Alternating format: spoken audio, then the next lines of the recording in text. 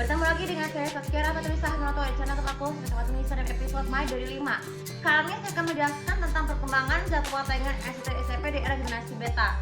Jadi kita sudah memasuki bulan Juli 2025 yang artinya bulan kedua musim panas. Jadi generasi beta itu bermula pada tahun 2025 hingga 2039. Maksudnya dari generasi beta itu tuh banyak sekali perubahan jadwal yang terjadi pada televisi Indonesia. Salah dua di antaranya yang paling besar adalah SCTV sama STV. Nah, kita pertama dari waktu pagi. Jadi kalau waktu pagi itu tuh pada dini hari, SCTV sama STV itu sekarang mulai rajin menayangkan FTV lawas ya. Dari beberapa tahun-tahun dari generasi sebelumnya. Hal itu disebabkan karena ratingnya tuh sangat tidak mempengaruhi kalau jam dini hari karena banyak orang tuh kan tidak banyak yang menonton, dia tuh tidur. Namun kemudian waktu pagi nih, kalau di waktu pagi kan biasanya kalau RCTI itu kan sekarang menayangkan film lebar animasinya tuh sama 5 strip per jam. Mulai dari yang pernah tayang dari MSTV sampai akhirnya masih tambah service. Nah, kalau di SCTV itu udah mulai menayangkan sinetron lawas Agus Magazine itu sejak awal Februari 2025 atau peranda awal generasi beta. Hal ini disebabkan karena Share Asmara Genzi sebagai sinetron terlaris sejak rilis bulan Desember 2024 ya, atau akhir era generasi Alpha. Nah itu secara nggak langsung tuh jika ditayangkannya kurang lebih seberapa itu bisa menjadi fenomenal. Lalu kemudian perkembangan lainnya di jam siang. Dari jam siang itu SCTV itu setiap weekday itu kan menayangkan FTV lawas ya. Nah kalau sedangkan SCTV itu diharapkan nanti setiap weekend di awal Juli ya. Ini aku beri prediksi aku ya, bukan dari banget.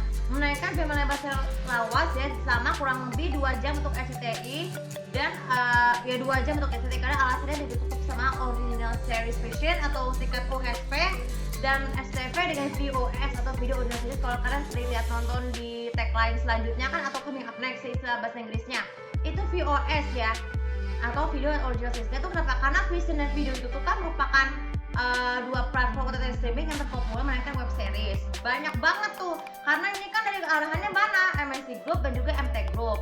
Nah kemungkinan kalian pada yang bertanya-tanya bagaimana jadwal saya sampai malam. Jadi selama dalam 6 jam penuh SCTV dan SCTV itu sama-sama menayangkan sinetron dengan beberapa judul. Tapi mungkin untuk SCTV itu tuh kan karena mumpung ada 2 sinetron baru kan biasanya kan slotnya di 3 slot. Terus kemudian kalau SCTV sendiri 5 slot, jadi kalau ditambah jadi 8. Nah kalau jika ditambahkan dengan 2 sinetron baru seperti Sarung Serta Melati dan Ketulisan Hati, itu bertotalnya ada 10 slot, 5 slot untuk SCTI dan 10 slot untuk SCTV. Dan dia bisa head to head nggak? Betul, karena dari sejak zaman dulu SCTV SCTV itu seringkali menayangkan sinetronnya dengan jamnya sering head to head ya, baik itu dari jam 5 sampai jam 11.45. Hal ini merupakan menentukan bukti bahwa sinetron masih tetap unggul ditayangkan di SCTV SCTV itu. Bahkan banyak di aspek juga akan menang di bulan Agustus itu adalah hari dimana SCTI akan berulang tahun ke-36 dan SCTV akan berulang tahun ke-35 tepatnya di tanggal 4 Agustus. Tapi malam puncaknya diharapkan merupakan konsentrasi di awal pertama di era generasi beta yang diharapkan itu bisa bersamaan atau berdasarkan sehari seperti tahun lalu. Temanya apa? Selebrasi extraordinary spektakuler seperti tema disebut. Oke, bagaimana perkembangan lainnya? Jadi kita tahu karakteristik dari sinetron itu tuh semua all cast itu seringkali bernomaden alias bernomaden secara nomaden, baik itu dari MSC Pictures ke Cinemat ataupun sebaliknya.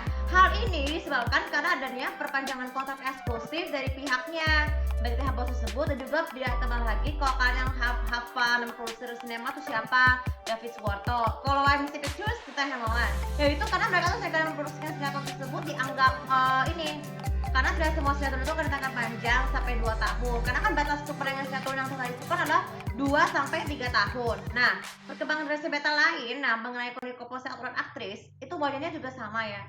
Sering menjadi nominal, terutama kalau presenter. Terbukti banget pada SCTV Music Awards 2020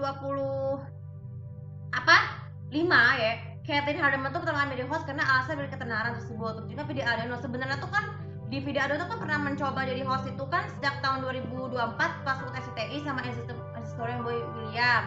Nah itu balik lagi dari SCTV Music itu pertama kali, bukan pertama kali, ini 2 kali loh sejak itu karena bukti karena ketenaran Elizabeth itu bisa TV dimanapun.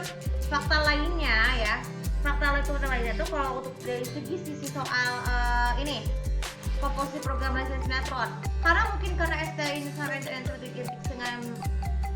slotnya Mega Hits ya, Mega Hits saja bergolong di SCTI itu ya, karena beberapa animasi SCTI itu kan komposisinya tuh kan animasi itu kan sama prime time tuh.